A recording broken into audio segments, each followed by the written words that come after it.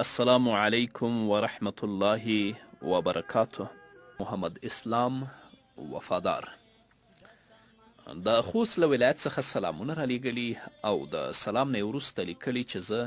یوه پوښتنه لرم. پوښتنه مې دا ده که په لمانځه کې یو چا باندې سجدې سهوه واجبه شي نو بیا په آخري رکعت کې ترې هیره شي، آیا دغه لمونځ صحیح کیږي که نه صحیح کیږي؟ فقها لیکي که چیرې په یو کس باندې سجدې سهوه لازمه شوه او بیا یې تر سلام ګرځولو وروسته په یاده شوه، سلام یې وګرځوه، دا وریاده شوه چې په ما باندې سجدې سهوه لازم وه خو ما ونه کړه،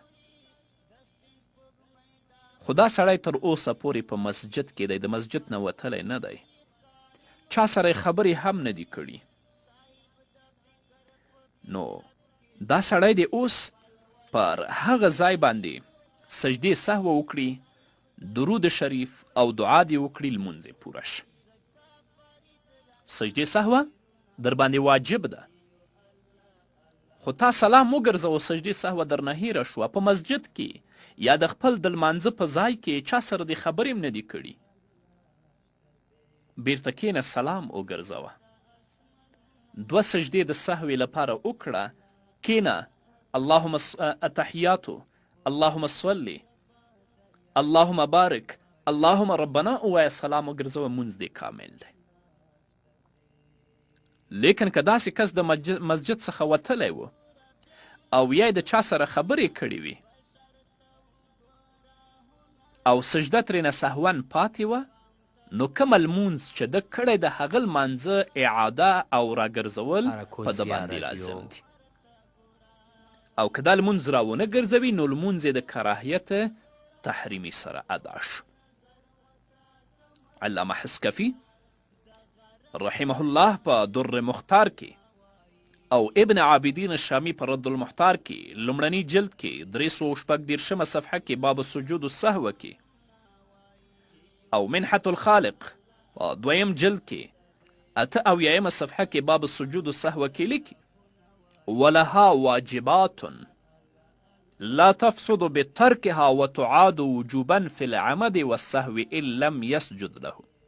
وإن لم يعدها يكون فاسقا آثما. ابن عابدين الشامي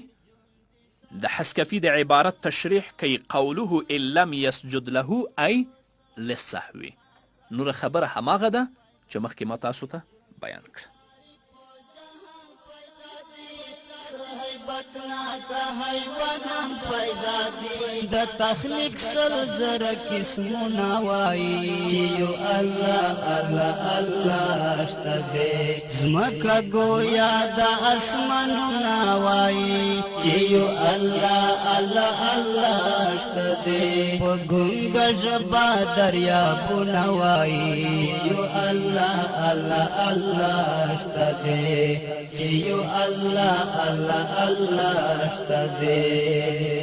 شته داسې غرونه مونږ نه لرې لرې چې دورې یې زو سره کړي خبرې، د سمندر په نس کې ملغلرې، په ځمکه ونې چې ګېټې ګورې، د سمندر په نس کې ملغلرې، په ځمکه ونې